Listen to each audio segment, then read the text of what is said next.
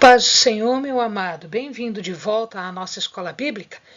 Nós estamos estudando a carta aos Hebreus. Então pega a sua Bíblia, pega o seu caderno de estudos. Ora o Senhor, pede a Ele discernimento, entendimento, conhecimento, sabedoria. Pede a Ele proteção, para que nós possamos desvendar dos seus mistérios. Nós estamos falando de Cristo como o sumo sacerdote maior, como o sumo sacerdote superior, e isto vai ser o tema de todo este bloco que vai do capítulo 4 até o capítulo 9. Nós vamos fazer agora uma interrupção neste estudo, porque o autor, ele faz uma exortação, ele para a explicação relativa a Jesus como um sumo sacerdote para fazer uma exortação, para fazer uma chamada de atenção dos seus leitores. Ele fala que existe uma dificuldade, na verdade, uma série de circunstâncias que estão dificultando aos leitores, aqueles que receberam a carta, de entender tudo. E ele chama atenção, ele puxa a orelha deles. Ele diz que há uma falta desses leitores em cumprir aquilo que era esperado deles. Ele diz o seguinte: olha, vocês já são convertidos há tanto tempo que vocês já deviam ser mestres. Vocês tinham tempo para terem adquirido não só os conhecimentos básicos necessários de um cristão, mas também ir além disso. E eles não foram. Amados, isso é uma chamada de atenção para nós. Quanto tempo nós somos cristãos? Há quanto tempo nós somos convertidos? E nós sabemos aquilo que é essencial, aquilo que é conhecimento básico e já fomos adiante, ou a gente parou? A gente parou, estacionou e não quer mais saber. As pessoas têm potencial, você tem potencial para ensinar os outros e você, então, tem uma obrigação de compartilhar com aqueles que estão chegando à fé, os que são novos na fé, o conhecimento, a tua experiência, a tua convivência com Cristo gerou conhecimento. O teu compartilhar as coisas com Cristo, a tua comunhão com o Senhor, fez com que você tenha capacidade e competência para compartilhar com outras pessoas. E isto é necessário. Eles precisavam não só compartilhar as coisas, precisavam voltar às questões elementares. Ou seja, havia uma falta de percepção espiritual. Devíeis quer dizer uma obrigação, não alguma coisa que eu desejo, que seria interessante você ter. Não, devíeis, porque esses são os frutos que nós produzimos enquanto ligados na videira que é Jesus. Os cristãos maduros deveriam estar instruindo os cristãos imaturos. Deveriam ser mestres. E agora os mestres são cristãos imaturos, são crianças. Eles não avançaram, não chegaram a entender e a aplicar os princípios elementares. Era um cristão de leite? O que é um cristão de leite? É aquele que ainda se alimenta de leitinho. Isto é um cristão inexperiente, que não foi provado, não tem perícia, não tem experiência, não tem prática, não tem comunhão com o Senhor, não tem prática na palavra de justiça, nos ensinamentos. As coisas de Deus, amado, exigem algo mais do que, conheci, sei, é assim. Não. É um conhecimento superior, é um conhecimento mais profundo, originado de uma comunhão. O homem não pode ter qualquer ideia daquilo que é certo ou daquilo que é errado senão através da retidão do exemplo de Cristo. E por isso eu preciso ter comunhão com Cristo. E por isso eu tenho que ter esse partilhar com Cristo das coisas. A ideia dessa maturidade está ligada com perfeição? Claro que sim. Porque quando eu estou amadurecendo, eu estou num processo de desenvolvimento, eu adquiro experiência, eu adquiro uma imagem que é o padrão. Eu estou indo em direção ao meu padrão. Qual é o meu padrão? É a perfeição de Cristo. Então eu tenho que caminhar em direção a Cristo, a perfeição de Cristo. E isto, meu amado, exige disciplina espiritual, exige comunhão, exige preparação, exige aprofundamento, para que eu possa desempenhar aquilo que eu tenho que desempenhar, para que eu possa discernir, para que eu possa entender o bem e o mal, o que é bem e o que é mal. Mas por que isso é necessário? Para você manter a tua salvação, para você manter os teus galardões, para você manter aquilo que você já está apto a receber. O discernimento entre o bem e o mal, eu só consigo obter pela busca do Espírito, pelo conhecimento, pela comunhão com Cristo, por saber como Cristo é, por saber e ouvir a voz do Espírito.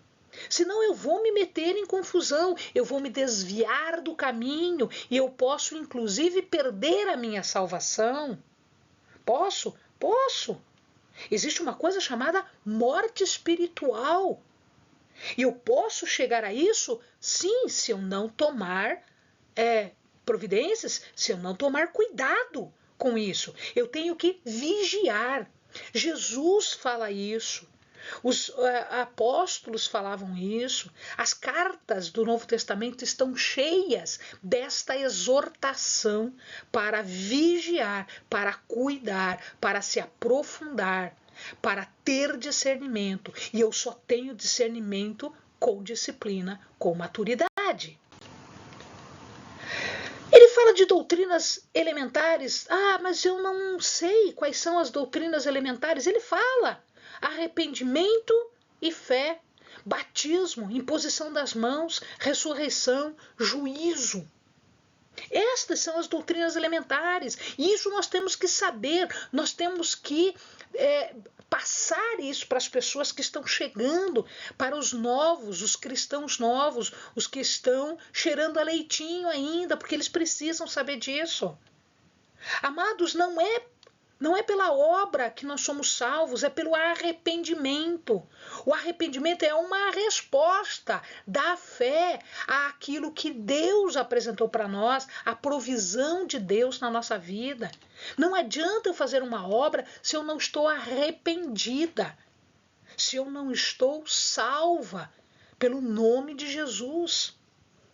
As obras não vão me levar para a salvação. Batismo, imposição de mãos, aliás, isso já acontecia no judaísmo, já era conhecida pelo judaísmo. Eles chamavam de abluções, que eram purificações rituais. Existia uma comunidade no deserto chamada Qumran. Qumran, eles observavam tipos diferentes de purificações rituais, e isso está escrito para nós. Eles já faziam isso, os judeus faziam isso. Imposição de mãos é uma prática judaica, transmite uma bênção. Na igreja pode estar ligada a uma cura, a uma provisão de dom, a um ministério. Então, incluía, inclusive, essa transmissão de dom de ministérios. Ressurreição e juízo são doutrinários, que você também precisa saber que Cristo ressuscitou e que Cristo está à direita de Deus Pai, e que nós ressuscitaremos, e que nós iremos passar pelo juízo. Isso tudo, amados, não é mecânico, não é automático. Eu me converti, tudo bem, já está tudo certo. Não!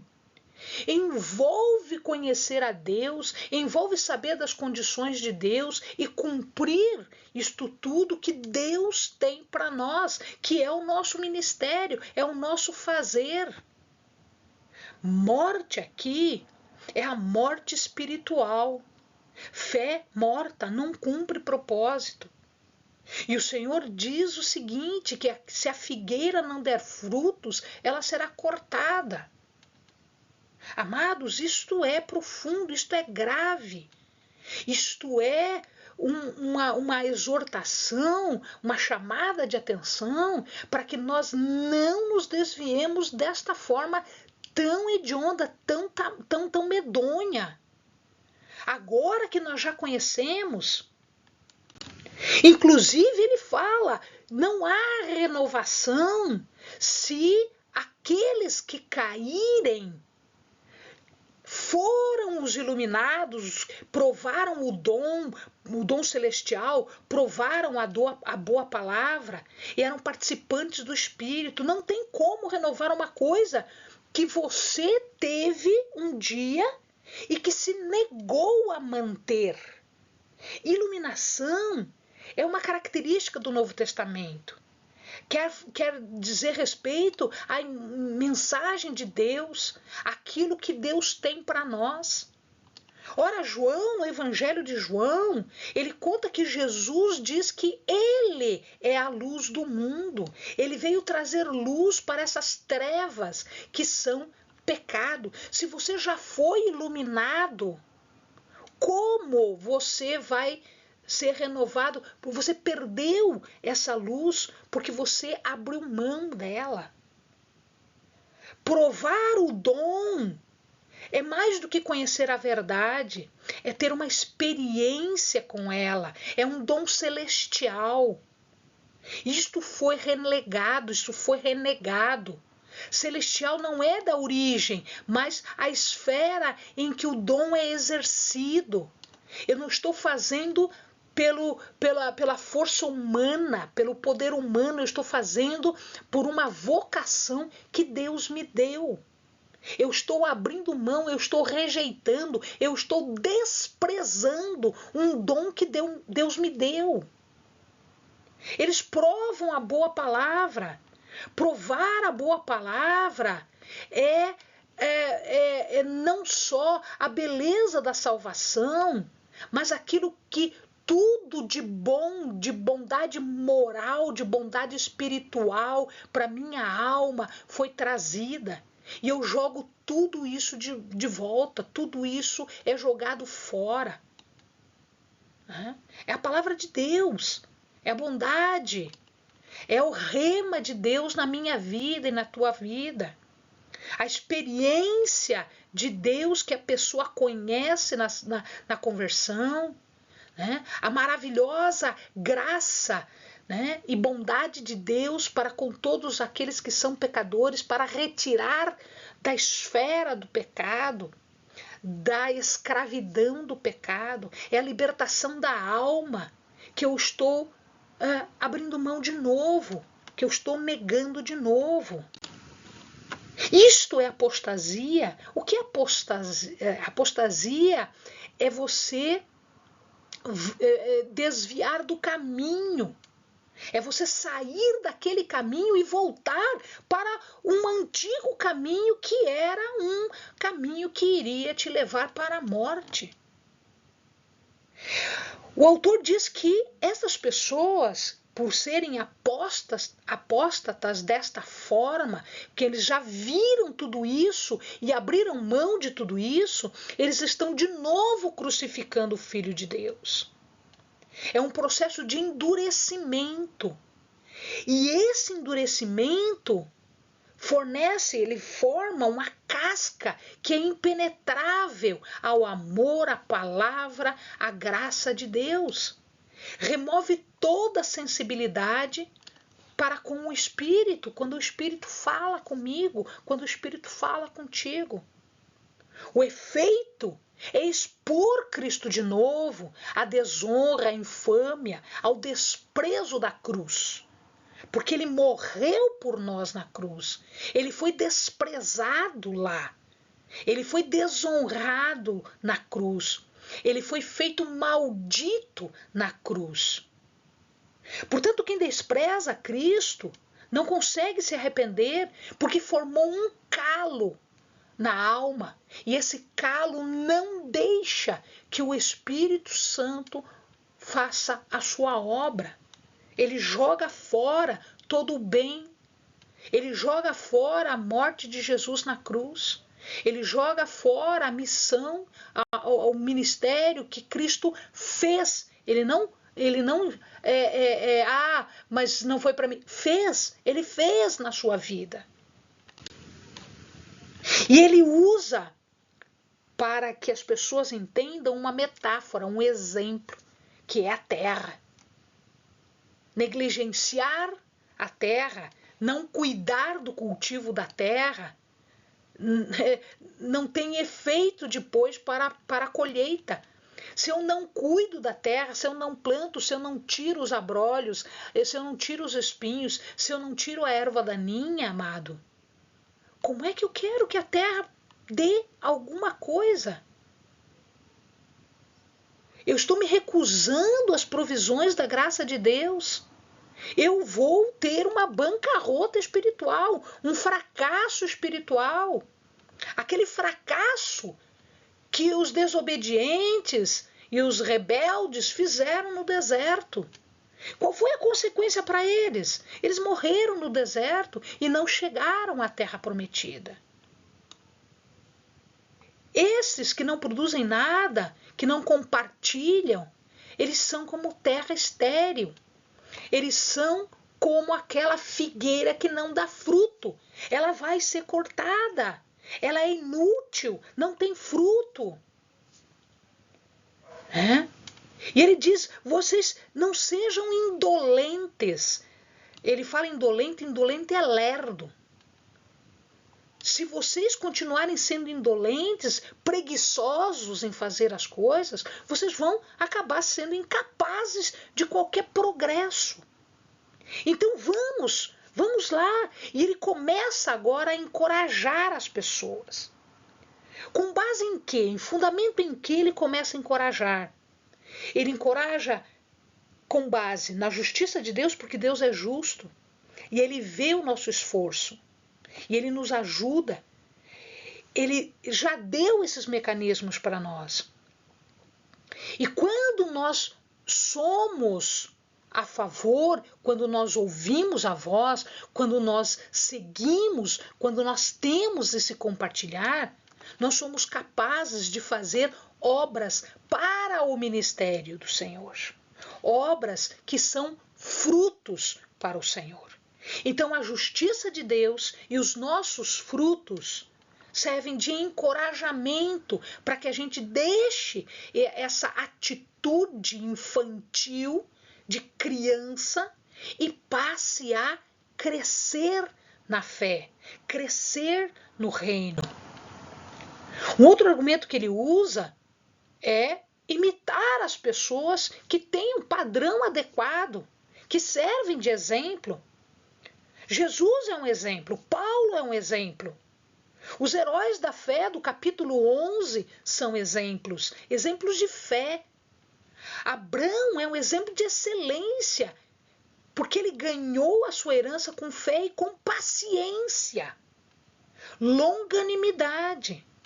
A promessa divina é superior a esta palavra do homem. A palavra do homem não é suficiente e, portanto, nós precisamos agir de forma adulta e madura, tendo paciência para isso. Quando o autor de Hebreus escreveu a carta, ele não tinha o Novo Testamento. O povo não tinha. O Novo Testamento aparece depois. Amados, hoje nós temos o Novo Testamento. Hoje nós temos a palavra de Deus para nós. Hoje nós temos como ler e como aplicar na nossa vida, porque nós temos esses exemplos todos. Exemplos de pessoas que tinham fé, exemplos de pessoas que tinham paciência em ver as promessas de Deus realizadas na sua vida, com paciência. Davi esperou anos por uma promessa que foi feita no dia em que Samuel o ungiu como rei. Ele não foi no dia seguinte ser rei. Ele teve que fugir, ele teve que lutar, ele teve que esperar o primeiro rei ungido, Saul, morrer. Aí ele podia ter matado Saul? Poderia, mas ele não estaria sendo em conformidade com Deus. Ele não fez isso. Ele esperou. Né? As promessas de Deus são coisas diferentes. Aquilo que é real para Abraão é real para sua descendência. Aquilo que é real para a descendência de Abraão é real para mim e para você. Sim, porque Jesus disse: se sois filhos de Abraão, praticai as obras de Abraão. Abraão é o pai da fé. Essa palavra que eu acabei de falar está em João 8,38. Os herdeiros da promessa são diferentes dos descendentes físicos de Abraão. E ele diz mais uma coisa: a imutabilidade de Deus. Deus faz promessas fidedignas que são imutáveis. E ele usa o exemplo da âncora. Amados, os cristãos tinham naquela época 2 símbolos para a sua fé: a âncora e o peixe. Por que a âncora? Porque a âncora, ela tem uma característica de ser imutável, ela não muda. A natureza de Deus, o juramento de Deus, a promessa de Deus é imutável. Nenhuma das duas coisas pode mudar, como a âncora, que é usada como símbolo. Ela é segura, ela é firme, incapaz de ser movida, ela segura o navio. Numa tempestade ele solta uma âncora. É firme, seguro em si mesmo, um sinônimo de imutável. A confiança, a esperança estão ligadas entre si. Jesus é um precursor. Precursor porque ele foi além do véu, ele está na presença de Deus, e é precursor porque pressupõe-se que algumas pessoas vão segui-los. Quais pessoas vão segui-lo?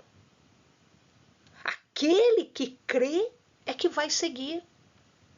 Jesus fez, mas ele fez por mim e por você, porque ele era representativo de mim e de você. Ele foi um substituto da pessoa pecaminosa, eu e você. E ele já morreu, só que ele ressuscitou, está à direita, e ele está agora lá como o primogênito, como o precursor. Lá aonde, Eleni? Ele está lá além do véu. Amém, amados? Ele está na presença de Deus, esperando a mim e a você. Bons estudos.